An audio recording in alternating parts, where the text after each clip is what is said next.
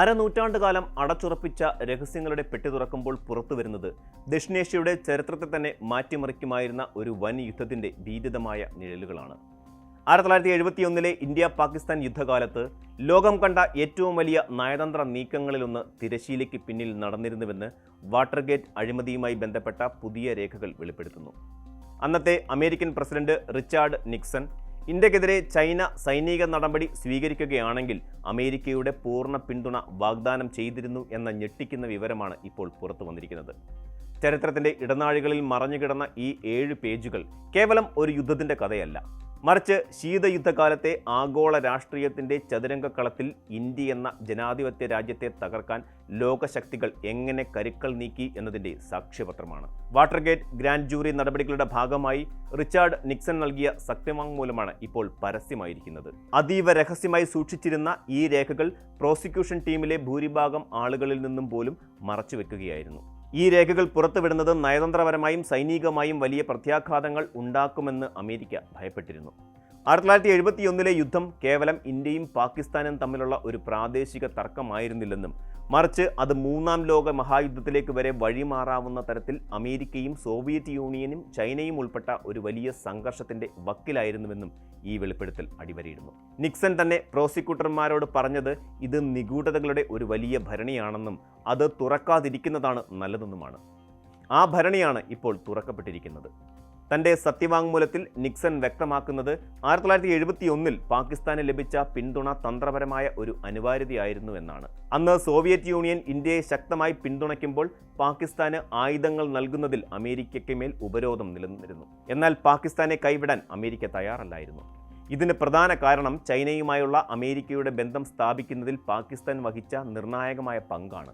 ചൈനയിലേക്ക് Nixon നടത്തിയ ചരിത്രപ്രധാനമായ സന്ദർശനത്തിന് വഴിയൊരുക്കിയത് പാകിസ്ഥാനായിരുന്നു.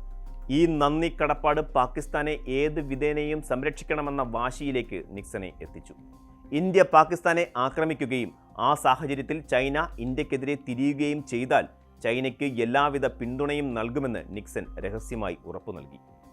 ഈ തീരുമാനം തൻ്റെ വിദേശകാര്യ ഉപദേഷ്ടാവായിരുന്ന ഹെൻറി കിസിഞ്ചറുടേതല്ല, മറിച്ച് തൻ്റേത് മാത്രമായിരുന്നുവെന്നും നിക്സൺ അഭിമാനത്തോടെ വ്യക്തമാക്കുന്നുണ്ട്. 1971 സാഹചര്യങ്ങളെ ശീതയുദ്ധത്തിന്റെ പശ്ചാത്തലത്തിൽ വേണം വിലയിരുത്താൻ. ഇന്ത്യ സോവിയറ്റ് യൂണിയനുമായി സൗഹൃദ കരാറിൽ ഒപ്പിട്ടതോടെ ഡൽഹി മോസ്കോയുടെ പക്ഷത്താണെന്ന് വാഷിംഗ്ടൺ ഉറപ്പിച്ചു. ഇത് അമേരിക്കയെ പ്രകോപിപ്പിച്ചു.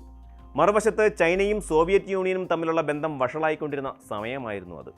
അതുകൊണ്ട് തന്നെ ചൈനയെ കൂട്ടുപിടിച്ച് സോവിയറ്റ് യൂണിയനെ തളയ്ക്കുക എന്നതായിരുന്നു നിക്സന്റെ ലക്ഷ്യം.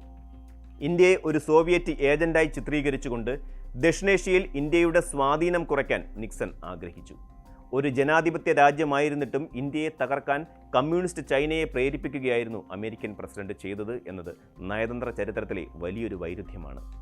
അമേരിക്കൻ താൽപ്പര്യങ്ങൾ സംരക്ഷിക്കാൻ ജനാധിപത്യ മൂല്യങ്ങളെയും ബലികഴിപ്പിക്കാൻ നിക്സൺ തയ്യാറായിരുന്നുവെന്ന് ഇതിലൂടെ വ്യക്തമാക്കുന്നു. യഥാർത്ഥത്തിൽ 1971 യുദ്ധം ഇന്ത്യയുടെ ഒരു അധിനിവേശ താൽപ്പര്യമായിരുന്നില്ല. കിഴക്കൻ പാകിസ്ഥാനിൽ പാക് സൈന്യം നടത്തിയ അതിക്രൂരമായ കൂട്ടക്കൊലകളും അടിച്ചമർത്തലുകളും ലക്ഷക്കണക്കിന് അഭയാർത്ഥികളെ ഇന്ത്യയിലേക്ക് തള്ളിവിട്ടു. ഇത് ഇന്ത്യയുടെ സാമ്പത്തികവും സാമൂഹികവുമായ ഭദ്രതയെ തകർക്കുന്ന അവസ്ഥയിലെത്തി. അന്താരാഷ്ട്ര സമൂഹം ഈ വിഷയത്തിൽ ഇടപെടാൻ വിമുഖത കാണിച്ചപ്പോഴാണ് ഇന്ത്യക്ക് സൈനിക നടപടി ആലോചിക്കേണ്ടി വന്നത്. അമേരിക്ക പാകിസ്ഥാനെയും ചൈനയെയും പിന്തുണയ്ക്കുന്നു എന്ന് ഉറപ്പായതോടെയാണ് ഇന്ദിരാഗാന്ധി സോവിയറ്റ് യൂണിയനുമായി സുരക്ഷാ കരാറിൽ ഏർപ്പെട്ടത്. ഈ കരാർ ചൈനയെ ഇന്ത്യക്കെതിരെ നേരിട്ട് യുദ്ധത്തിനിറങ്ങുന്നതിൽ നിന്നും ഒരു പരിധിവരെ തടഞ്ഞു. എന്നിട്ടും ചൈന ഇടപെട്ടിരുന്നെങ്കിൽ അമേരിക്കയുടെ പിന്തുണയോടെ ഒരു വലിയ ഏഷ്യൻ യുദ്ധം അവിടെ സംഭവിക്കുമായിരുന്നു. ഡിസംബർ 3 പാകിസ്ഥാൻ ഇന്ത്യയുടെ വ്യോമതാവളങ്ങളെ ആക്രമിച്ചതോടെയാണ് യുദ്ധം ഔദ്യോഗികമായി ആരംഭിച്ചത്. എന്നാൽ വെറും 13 ദിവസങ്ങൾക്കുള്ളിൽ ഇന്ത്യൻ സൈന്യം പാകിസ്ഥാനെ മുട്ടുകുത്തിച്ചു. ധാക്കയിൽ പാക് സൈന്യം നിരുപാധികം കീഴടങ്ങിയതോടെ ബംഗ്ലാദേശ് എന്ന പുതിയ രാജ്യം പിറന്നു. നിക്സന്റെയും കിസിഞ്ചറുടെയും ചൈനയുടെയും എല്ലാ കണക്കുകൂട്ടലുകളും അവിടെ തകിടം മറിച്ചുകൊണ്ടായിരുന്നു ഇന്ത്യയുടെ ഈ വിജയം. ചരിത്രത്തിലെ ഏറ്റവും വേഗതയേറിയ സൈനിക വിജയങ്ങളിലൊന്നായി ഇത് മാറുകയായിരുന്നു. അമേരിക്കയുടെ 7ാം കപ്പൽപ്പടയെ ബംഗാൾ ഉൾക്കടലിലേക്ക് അയച്ച് ഇന്ത്യയെ ഭയപ്പെടുത്താൻ നിക്സൺ ശ്രമിച്ചെങ്കിലും സോവിയറ്റ് യൂണിയന്റെ കപ്പലുകൾ അവർക്ക് തടസ്സമായി നിന്നു. നിക്സൺ രഹസ്യമായി നൽകിയ ചൈനീസ് പിന്തുണ യുദ്ധക്കളത്തിൽ ഫലം കണ്ടില്ല. അത് ഇന്ത്യയുടെ നയതന്ത്ര വിജയവുമായിരുന്നു. അരനൂറ്റാണ്ടിനിപ്പുറം ഈ രേഖകൾ പുറത്തു വരുമ്പോൾ അത് ലോകത്തിന് നൽകുന്ന പാഠം വളരെ വലുതാണ്. രാഷ്ട്രങ്ങൾ തമ്മിലുള്ള ബന്ധങ്ങൾ കേവലം പ്രത്യയശാസ്ത്രങ്ങളുടെ അടിസ്ഥാനത്തിലല്ല, മറിച്ച് അതിന്റെ സാമ്പത്തികവും സാമൂഹികവുമായ ഭദ്രതയെ തകർക്കുന്ന അവസ്ഥയിലെത്തി. മറിച്ച് സ്വാർത്ഥ താൽപ്പര്യങ്ങളുടെ അടിസ്ഥാനത്തിലാണ് കെട്ടിപ്പടുത്തിരിക്കുന്നത് എന്ന് ഇത് തെളിയിക്കുന്നു. ഒരു വശത്ത് ജനാധിപത്യത്തെക്കുറിച്ച് പ്രസംഗിക്കുമ്പോഴും മറുവശത്ത് മറ്റൊരു ജനാധിപത്യ രാജ്യത്തെ തകർക്കാൻ സ്വേച്ഛാധിപത്യ ഭരണകൂടങ്ങളുമായി കൈകോർക്കാൻ മടിക്കാത്ത അധികാര രാഷ്ട്രീയത്തിൻ്റെ മുഖമാണ് നിക്സണിലൂടെ വെളിപ്പെടുന്നത്. ഇന്ത്യയെ സംബന്ധിച്ചിടത്തോളം ഏറ്റവും പ്രതിസന്ധി നിറഞ്ഞ ഘട്ടത്തിലും ആത്മവിശ്വാസത്തോടെയും തന്ത്രപരമായി നീങ്ങിയാൽ ലോകശക്തികളെപ്പോലും പ്രതിരോധിക്കാൻ കഴിയുമെന്നതിൻ്റെ വലിയ ഉദാഹരണമാണ് 1971 വിജയം. ചരിത്രം എന്നത് എപ്പോഴും വിജയികളാൽ എഴുതപ്പെടുന്ന ഒന്നല്ല, മറിച്ച് അത് രഹസ്യരേഖകളിലും സത്യവാങ്മൂലങ്ങളിലും ഒളിഞ്ഞിരിക്കുന്ന സത്യങ്ങൾ കൂടിയാണ്. നിക്സൺ സൂക്ഷിക്കാൻ ആഗ്രഹിച്ച ആ രഹസ്യങ്ങളുടെ ഭരണി ഇന്ന് തുറക്കപ്പെട്ടിരിക്കുന്നു. ഇത് ഇന്ത്യയുടെ ചരിത്രപരമായ നിലപാടുകളെ ശരിവെക്കുകയും അന്നത്തെ ഇന്ത്യൻ നേതൃത്വത്തിൻ്റെ ദീർഘവീക്ഷണത്തെ പ്രശംസിക്കുകയും ചെയ്യുന്നു. ഇന്ന് ഇന്ത്യയും അമേരിക്കയും തമ്മിലുള്ള ബന്ധം ഏറെ ദൃഢമാണെങ്കിലും പഴയകാലത്തെ ഈ ചതിക്കുഴികൾ ഓർമ്മിക്കുന്നത് അന്താരാഷ്ട്ര രാഷ്ട്രീയത്തിൽ ശാശ്വതമായ സൗഹൃദങ്ങളില്ലെന്നും താൽപ്പര്യങ്ങൾ മാത്രമാണ് ശാശ്വതമെന്നുമാണ്.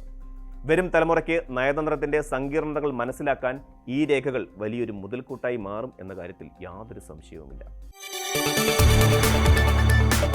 കൂടുതൽ വാർത്തകൾക്ക് news 18 Keralam YouTube channel subscribe ചെയ്യുക.